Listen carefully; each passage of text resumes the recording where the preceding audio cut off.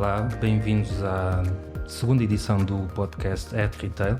Hoje temos connosco o Ricardo Marvão, co-founder da BetaI, uma das empresas que mais tem feito pelo ecossistema de startups em Portugal, e apesar de ser aqui um tema quase paralelo ao retalho, o Ricardo tem aqui uma vasta experiência em trabalhar o segmento.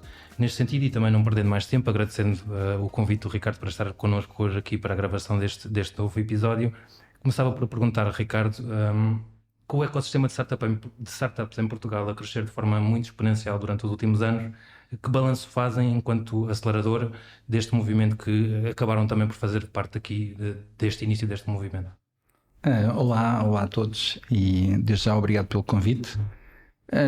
Realmente tem sido muito interessante perceber como este ecossistema mudou na última década. Nós, quando começámos, havia muito pouco, e eu sempre disse desde o início da BetaI, para montar um ecossistema demora 10 anos. E realmente é preciso começar com alguns ingredientes que acabam por depois florescer sobre dar a volta ao ecossistema.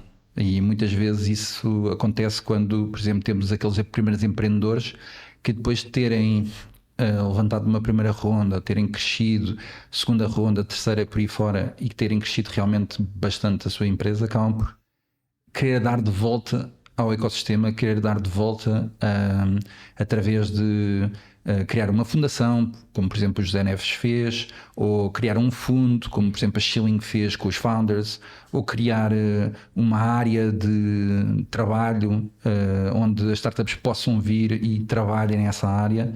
E portanto, para lá chegar demorou 10 anos. O que nós estamos a ver agora é uma aceleração, um movimento exponencial deste ecossistema. Agora estamos a ver muitos mais unicórnios a aparecerem todos os anos. Aparece um ou dois. Este ano provavelmente vamos ter mais dois. E portanto tem sido muito, muito interessante ver este crescimento nos últimos anos. Mas Portugal sempre foi daqueles países que estavam um bocadinho atrasado em relação àquilo que nós podíamos dizer como as potências europeias. Era um país que tipicamente tinha dificuldade em atrair e reter investimento privado. Hoje vemos um boom de empresas a surgirem quase diariamente, aqui com projetos muito inovadores, interessantes. O que é que mudou para isto poder acontecer? Eu acho que assim, o mercado também é bem mais pequeno, portanto não podemos comparar com nem falo dos Estados Unidos, mas as grandes Londres, Berlim, Paris, não podemos comparar porque o mercado é mais pequeno. Mas também é verdade que a maior parte dos empreendedores, eu diria a grande maioria dos empreendedores em Portugal, também começa a pensar logo a nível global. Como o mercado é tão pequeno, mais vale pensar global. Uma pessoa em Berlim, muitas startups pensam também, ok, o mercado alemão primeiro, depois o mercado ou melhor, o mercado da Alemanha primeiro, depois o mercado da língua alemã e depois sim o mundo.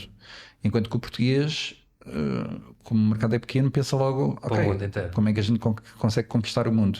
Sendo que a maior parte das startups, até ao início pelo menos, o que fazia em termos de financiamento era isso, financiar a Londres e depois a seguir aos Estados Unidos.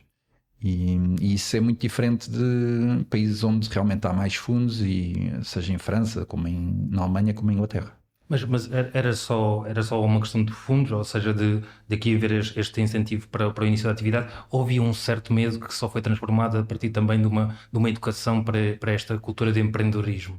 Não, eu acho que é assim, preciso perceber onde é que se começou, não é? Em 2010 estamos numa grave crise económica, tivemos um bailout, o governo não era como se pudesse fazer o que quisesse e portanto não havia dinheiro. Tipicamente num momento em que um país não tem os privados a financiarem projetos, vai buscar ao público para ajudar. Só que neste caso Portugal não podia, não tinha capacidade.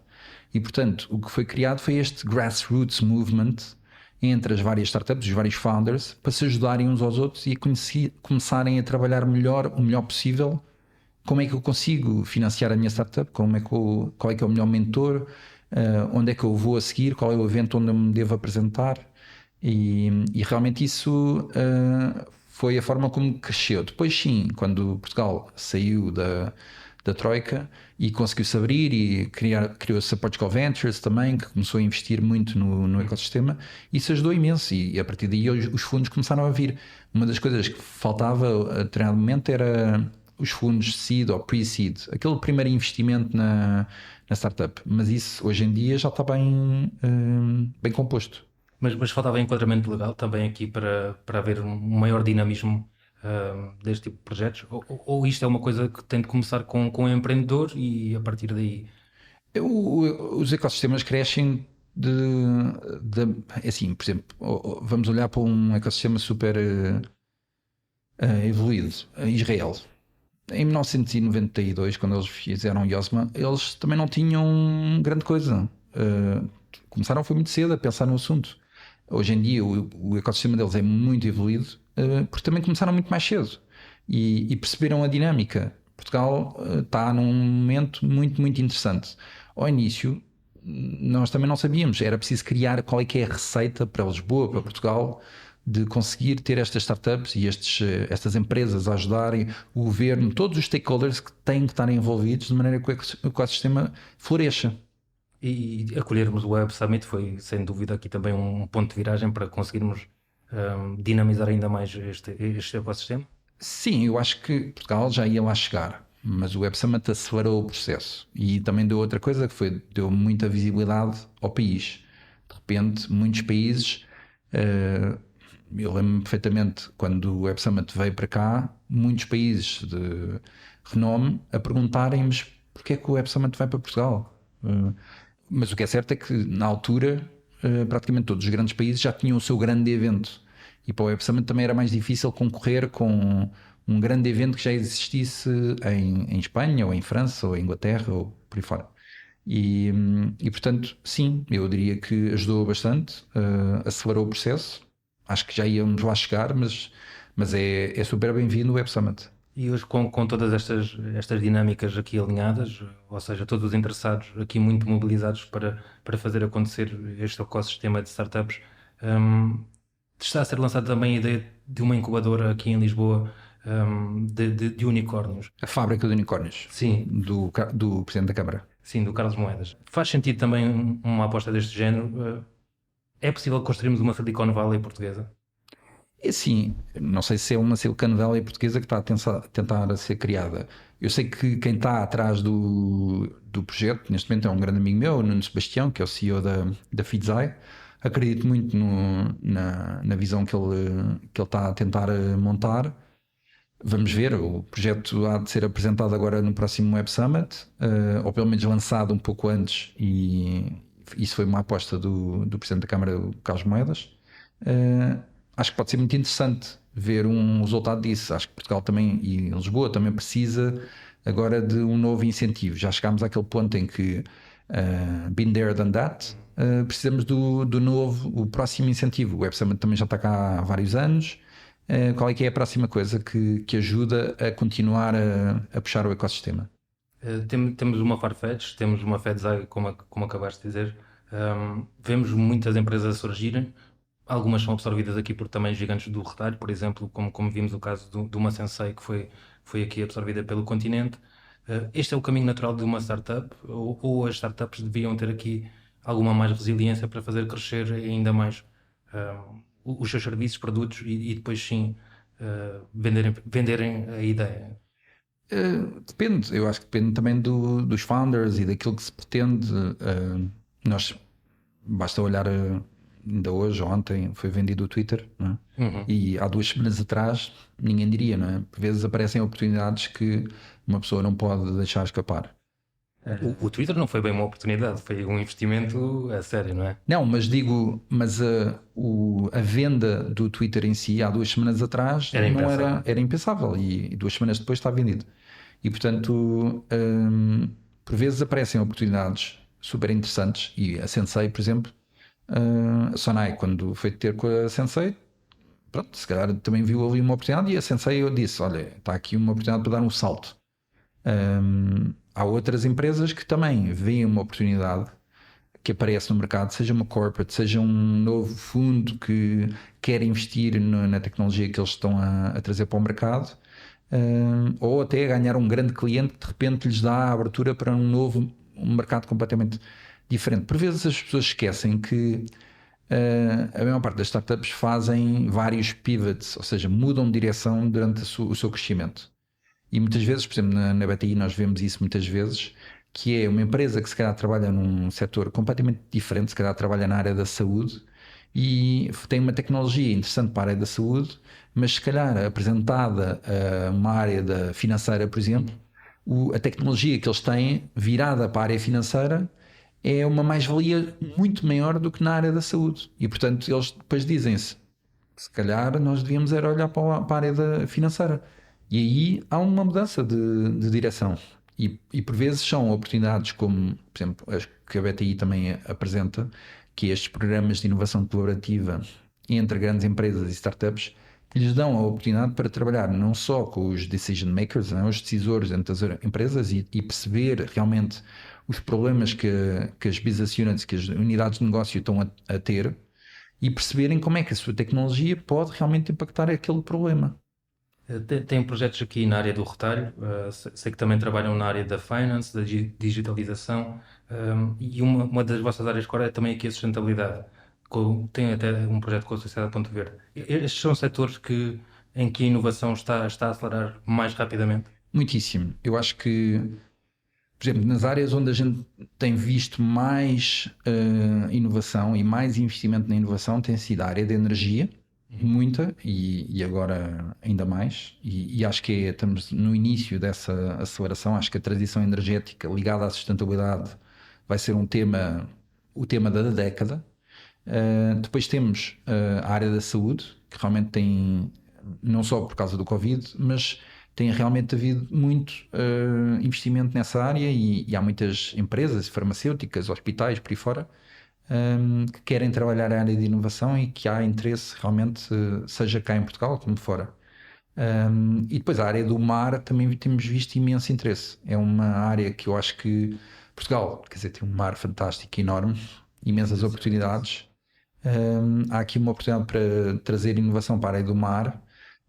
E começa-se a ver, por exemplo, foi agora apresentar o Hub do Mar ali ao pé da Champalimau. Há imensas iniciativas novas na área de inovação, na área do mar.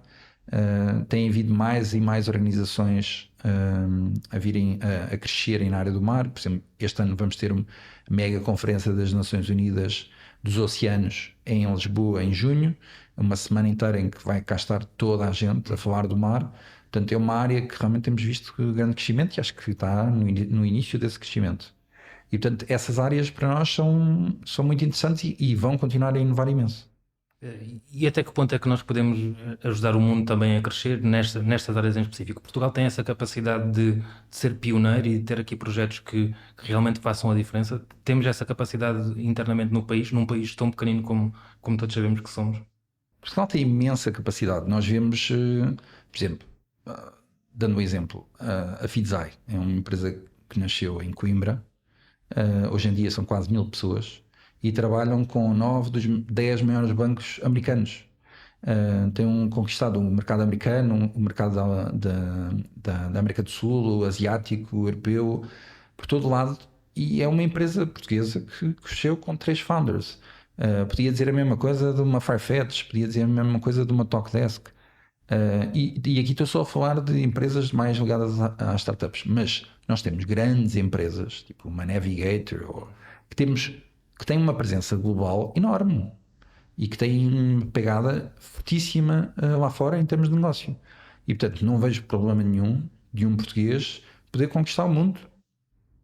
Ainda é possível, outra vez. Que é só a pessoa ter uma convicção de que a solução que está a trazer para o mercado resolve um problema e acredita piamente que aquela solução é a solução para aquele problema. E se a pessoa acreditar mesmo muito e acreditar que aquela é a solução, porque é que não havia de conseguir? Aqui também, só para fazer um bocadinho de contexto, antes da gravação deste episódio, eu estive aqui um bocadinho a falar com o Ricardo e ele estava-me a explicar como todo o processo de um projeto destes que vocês apoiam se desenvolve. Podias replicar aqui outra vez um bocadinho esta dinâmica? Em relação à inovação colaborativa. Exatamente. Sim, nós basicamente trabalhamos programas onde juntamos diferentes empresas que tenham um conjunto de problemas e que nós vamos tentar falar com o máximo de unidades de negócio dentro dessas organizações e perceber qual é que é o problema que vocês querem tentar resolver. E depois trazemos tecnologia que tipicamente vem de startups, PMEs, centros de investigação espalhados pelo mundo, também por Portugal, e que possam tentar resolver esse problema, uma parte desse problema. Como é que um programa destes funciona? Normalmente nós trabalhamos, se calhar posso dar um exemplo, nós acabámos de fazer agora, ou estamos agora a fazer um programa grande com a Amazon, focado em Clean Energy, onde temos grandes empresas da área de energia a tentarem encontrar soluções que os possam ajudar. Esse needs assessment, digamos assim, essa verificação de quais é que são os desafios, é feita logo de início. Essas soluções, ou seja, esses desafios são apresentados ao mercado, a partir daí as startups concorrem para poderem apresentar a sua solução para esse desafio. Depois disso há uma seleção dos candidatos, neste caso uma seleção das startups, e depois é feito um processo de um bootcamp, um processo de aceleração, digamos assim, em que essas corporates acabam por trabalhar com essa startup e perceber, então explica lá melhor em detalhe a tua solução. Okay. E eles têm também um tempo para poder trabalhar com aquela equipa e perceber, será que esta equipa realmente tem aquilo que eu preciso? Porque não é só, claro, a solução tecnológica, é que os founders sejam abertos a inovar, que estejam dispostos. A corporate também tem que fazer o mesmo trabalho, não pode ser só one-way street, não é? E a partir daí, o que se pretende no final é que haja um piloto que seja feito e que seja desenvolvido, e que tipicamente é pago, e que depois esse piloto derive em negócio. Ou seja, um contrato que é assinado entre uma startup e uma corporate e que, de repente, a startup diga, este programa ajudou-me a encontrar o meu próximo cliente, o meu próximo grande cliente. E a corporate diga, este programa ajudou-me a encontrar uma solução que eu tinha já há algum tempo e que não tinha conseguido resolver, se calhar internamente ou externamente já tinham tentado, e finalmente têm uma solução. Passaram aqui, só mesmo para fecharmos, passaram de uma associação sem fins lucrativos e depois hoje são uma consultora à escala global. Olhando para trás e para todos os projetos que já passaram pelas mãos da BTI, que balanço fazem deste percurso até aqui e o que é que podemos esperar também aqui para o futuro? Eu acho que foi uma aventura incrível, ainda continua a ser, mas lembro-me de quando não havia dinheiro para nada e nós fazíamos imensas trocas de serviços com imensas empresas e realmente o país não tinha dinheiro. E eu lembro de nos primeiros anos de fazer, sei lá, 1000 pitches num mês e dos 1000 havia 3 ou 4 empresas que diziam que sim. E portanto a pessoa tem que ter essa motivação para mostrar que realmente quer que aquele parceiro se junta a si e que não chega a casa, imagina o que é, receberes 1000 nãos num mês, todos os meses levas não sei quantas centenas de nãos. Mas tens que, como empreendedor, tu tens que ganhar força com os sims. E ok, isto vai lá, nem toda a gente disse que não. E portanto, aos poucos, vais tendo cada vez mais sims, cada vez mais pessoas a aderirem e a juntarem-se. E aos poucos tens um ecossistema inteiro e as pessoas começam a acreditar. Eu lembro quando as startups ao início eram vistas como o peixe no aquário, não é? Que giro e não sei o quê. Então e vocês também têm aqui umas coisas engraçadas, mas tipo, e aqui trabalha-se? Ou é só brincar aqui às startups? Hoje em dia não, as empresas vêm mesmo e querem trabalhar com as startups porque veem o benefício, não só o benefício da tecnologia, mas também o benefício de mudar a mentalidade dentro da organização. Como é que eu consigo ser mais ágil? Como é que eu consigo treinar diferente? Como é que eu consigo crescer exponencialmente? Aquilo tudo que as startups se vê dos unicórnios, as grandes empresas querem replicar e querem novas ideias. Então agora que temos aqui o Covid, dou-te só um exemplo, o Covid e a guerra e tudo, dou-te só um exemplo. Há 2 anos atrás, a maior parte das empresas, a forma como eles treinavam era punham 20 pessoas numa sala e um coach. Agora as pessoas estão em casa. Agora, como é que tu treinas as equipas? As pessoas todas a tentar encontrar o melhor Wi-Fi em casa, com os miúdos todos a tentar fazer os seus trabalhos de casa. Como é que tu consegues? Antigamente as pessoas faziam uma cultura, a cultura da empresa, porque a pessoa ia para aquele espaço. Agora, as pessoas vão 1 vez, 2 vezes por semana, vão ao espaço de trabalho. Como é que tu crias uma cultura dentro da empresa se as pessoas estão espalhadas e online? E como é que tu contratas? Antigamente as pessoas contratavas a pessoa e dizias: vocês vêm aqui para o escritório fazer a revista e o podcast. Agora não. Agora, se não puseres na tua posição que aquela posição também pode ser feita remote, 90% dos candidatos nem sequer concorre. E portanto tens aqui um número infinito de desafios para estas empresas. Eles querem ouvir novas ideias frescas que lhes ajudem a ultrapassar alguns destes desafios. E é isso que também nós queremos trazer.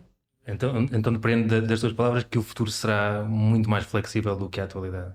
Completamente. Isso é um given. Obrigado, Ricardo. Obrigado a todos os ouvintes e até à próxima sessão. Obrigado. Obrigado.